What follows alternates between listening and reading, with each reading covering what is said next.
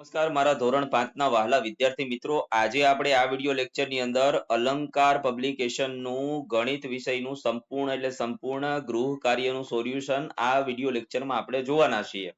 આ પહેલા એક નાનકડી વાત કે તમારે અન્ય વિષયના સોલ્યુશન જોતા હોય જેવા કે ગુજરાતી ગણિતનું તો આજે આપણે કરવાના છીએ. ત્યાર પછી વાત કરીએ તો સૌની આસપાસ અથવા તો પર્યાવરણ અને હિન્દી અંગ્રેજીના સોલ્યુશન નીચે ડિસ્ક્રિપ્શન બોક્સની અંદર એમની લિંક આપેલી છે, ત્યાંથી તમે મેળવી શકો છો. તો ચાલો મિત્રો શરૂઆત કરીએ પ્રશ્ન નંબર 1 થી. 1 3 5 2 7 અને 9 અંકોનો ઉપયોગ કરીને 6 અંકની સંખ્યા બનાવો અને એને શબ્દમાં લખવાની છે. તો તમે મિત્રો અહીંયા જોઈ શકો છો કે આપણે પહેલી સંખ્યા બનાવી 1,35,279, બીજી બનાવી 1,93,527, બીજી બનાવી 1,79,352, ત્રીજી બનાવી આપણે એક જ મિનિટ ઓકે ત્રીજી સંખ્યા આપણે બનાવી 1,27,935, પછી બનાવી 1,52,793, પછી બનાવી 9,75,321, પછી છે 9,70,532, પછી છે 9,21,753, પછી છે 9,32,175, પછી છે 9,53,217, પછી છે 7,95,321 અને પછી છે 2,13,597. ઓકે, તો તમે લખી શકો છો. ત્યાર પછી મિત્રો સરવાળાના દાખલા આપણે ગણવાના છે. તો સરવાળા લગભગ મોટા ભાગના 5મા ધોરણના બાળકોને આવડતા હોય છે. તો આપણે અહીંયા સરવાળા કરેલા તૈયાર આપેલા છે. તો સરવાળાના જવાબો એ તમે જોઈ શકો છો.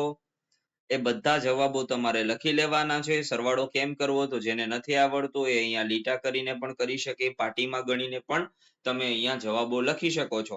ઓકે, ત્યાર પછી દસકા વાળા બાદબાકી છે. તો આપણે દસકા વાળા તમામ બાદબાકીઓના જવાબો અહીંયા લખેલા છે. છેલ્લો દાખલો થોડો અલગ હતો, એમાં તમને જવાબ આપેલો હતો, તમારે આ ખાલી જગ્યાઓ પૂરવાની હતી. તો આપણે જો અહીંયા 6 લખેલા છે, અહીંયા 9 લખેલા છે અને અહીંયા 3 લખેલા છે, એ રીતે આપણે ખાલી જગ્યા પૂરી દીધી છે. ત્યાર પછી મિત્રો 11 થી 20 સુધીના ઘડિયા તમારે લખવા છે. જે રીતે મેં 11 નો ઘડિયો લખેલો છે એવી જ રીતના તમે 12 13 14 15 16 17 18 19 અને 20 નો ઘડિયો લખી લેજો.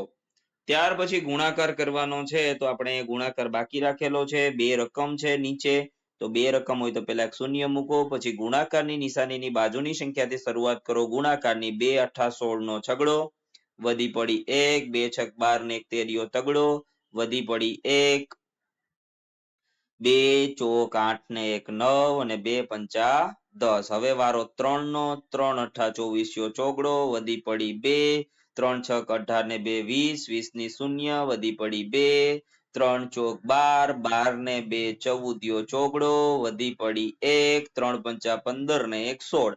હવે મિત્રો શું કરવાનું? સરવાળો 0 સાથે 4 નો સરવાળો 4, 6 સાથે 0 નો 6, 3 ને 4 કેટલા થશે? તો 4 5 6 અને 7. 9 અને 6 કેટલા થશે? 15, 15 પાંચડો, વધી પડી 1, 1 ને 1 2 અને 1 ના 1. બાકીના દાખલાઓ જુઓ, અહીંયા તમે જોઈ શકો છો, ગણેલા છે. અને આ છેલ્લો દાખલો તમારે હોમવર્કમાં કરવાનો છે. એનો જવાબ કેટલો આવે એ તમારે મને કોમેન્ટમાં જણાવવાનો છે.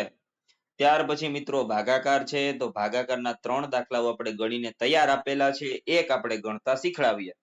20 ના પાડામાં કાં તો 82 આવવા જોઈએ ને કાં 82 થી નાના. તો 20 ના પાડામાં આવશે 80, 20 ચોક 80. વૈધા કેટલા ભાઈ? 2 માંથી 0 જાય તો 2, 8 માંથી 8 જાય તો 0. ઉપરથી ઉતાર્યા 5. હવે 20 ના પાડામાં કાં તો 25 આવવા જોઈએ ને કાં એનથી નાના. તો 20 ના પાડામાં 25 ના આવે 20 આવે, 20 એકુ 20. તો 5 માં 0 જાય તો વધે 5, 2 માં 2 જાય તો 0. ઉપરથી ઉતાર્યા 6. હવે 20 ના પાડામાં 56 આવવા જોઈએ ને કાં એનથી નાના. તો ભાઈ ન તો 56 આવે અને ના એનથી નાનામાં 50 આવે. તો 20 ના પાડામાં 20 દુ 40 અને 20 તેરી થઈ જશે 60. એટલે અહીં હવે 6 અને અહીંયા 5 ના માંથી 4 જાય તો વધે 1. હવે જુઓ આ શેષ થશે. શેષ ક્યારે કહેવાય? તો કે જે આપણે ભાજક આપેલો હોય એના કરતા નીચે નાનું વધે ને તો એને શેષ કહેવાય. જો અહીંયા પણ શેષ 16 વધેલી છે, અહીંયા પણ 18 વધેલી છે. ઓકે, તો આ હતો આપણો દાખલો. ત્યાર પછી આ બધા દાખલાઓ કેલ્ક્યુલેટરની મદદથી ગણવાના હતા તો આપણે અહીંયા કેલ્ક્યુલેટરની મદદથી તમામે તમામ દાખલા ગણી લીધા. 25,683 વત્તા 45,689 નો સરવાળો કરતા 71,372 જવાબ આપણને મળે. પછી બાદબાકીનો દાખલો હતો તો અહીંયા આપણે જવાબ છે.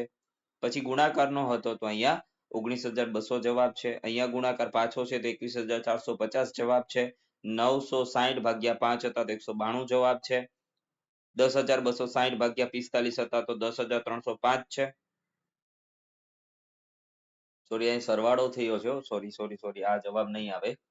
એક જ મિનિટ આપણે એનો દાખલો ગણી જોઈએ.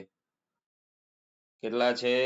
1,260 ભાગ્યા 10,260 ભાગ્યા 45 તો એનો જવાબ આવશે 228. કેટલો આવશે? 228. અહીંયા સરવાળો થઈ ગયો તો આ જવાબ નહીં આવે. 228 જવાબ આવશે. ત્યાર પછી આ બધાના તમે જોઈ શકો છો જવાબ આપણે આપેલા છે. ત્યાર પછી આગળ વાત કરીએ તો વર્તુળ આપણે ગોળ અને ધારની મદદથી પેન્સિલથી આપણે દોરવાનું છે તો એ તમારે સ્વપ્રયત્ન કરવાનો છે મિત્રો. પોતાની મેળાએ થોડું દોરવાનું છે. ત્યાર પછી નીચેની વસ્તુઓની લંબાઈ માપવાની છે તો આ છે 12.36 સેમી, 36 મીમી. સોરી 36 નહીં આવે, અહીંયા આવશે 7 મીમી. કેટલું આવશે? 0.7 7 મીમી. ત્યાર પછી અહીંયા આવશે 6 15 સેમી 0.6 મીમી. ત્યાર પછી 17 સેમી, અહીંયા 16 સેમી, અહીંયા 9 સેમી. ઓકે, ચાલો અહીંયા 16 તો છે જ તે લખેલું એટલે 16 જ આવશે. પાછળ મીમી કઈ આવશે નહીં. 10 રૂપિયાની નોટ 12 સેન્ટીમીટર, પેન્સિલ 15 સેન્ટીમીટર, ગણિતનું પુસ્તક 28 સેન્ટીમીટર, મોબાઈલ છે એ 17 સેન્ટીમીટર અને નોટબુક છે એ તમારે હોમવર્કમાં કરવાનું છે. નોટબુક માપી લેવાની કેટલી થાય છે. ત્યાર પછી આગળની આકૃતિઓ દોરવાની છે. પેલા લીટી અહીંયા હતી, પછી અહીંયા જાય છે, પાછી અહીંયા આવશે, પાછી અહીંયા. એવી જ રીતના આ રીતે પેટર્ન ચાલશે. અહીંયા ઉત્તરમાં હતું તો પૂર્વમાં ગયું, હવે આવશે દક્ષિણ, પછી આવશે પશ્ચિમમાં, ત્યાર પછી પાછું ઉત્તરમાં અને પછી આવશે પૂર્વમાં. એવી જ રીતના તમે જુઓ અહીંયા છે તો અહીંયા ગયું તો હવે ક્યાં આવશે? અહીંયા. તો આપણે આ ગણેલું જ છે. ત્યાર પછી પાછું અહીંયા છે તો ક્યાં જશે? સોરી અહીંયા આવશે, આ નહીં આવે. અહીંયા આવશે, પછી અહીંયા જશે અને પછી પાછું અહીંયા આવશે. ત્યાર પછી આ પેટર્ન પણ આપણે બનાવેલી છે. ત્યાર પછી આપેલા ટપકાને જોડીને ડિઝાઇન બનાવવાની છે. કોઈ પણ ડિઝાઇન તમે બનાવી શકો આવી રીતે. આ ડિઝાઇન છે, આવી રંગોળી કોઈ પણ દોરી શકો. ચાલો કોણ માપકનો ઉપયોગ કરીને આપેલા ખૂણાનો પ્રકાર તો પહેલો ખૂણો છે લઘુકોણ, બીજો કાટકોણ, ત્રીજો ગુણુકોણ. ત્યાર પછી આ છે ગુરુકોણ, લઘુકોણ અને કાટકોણ.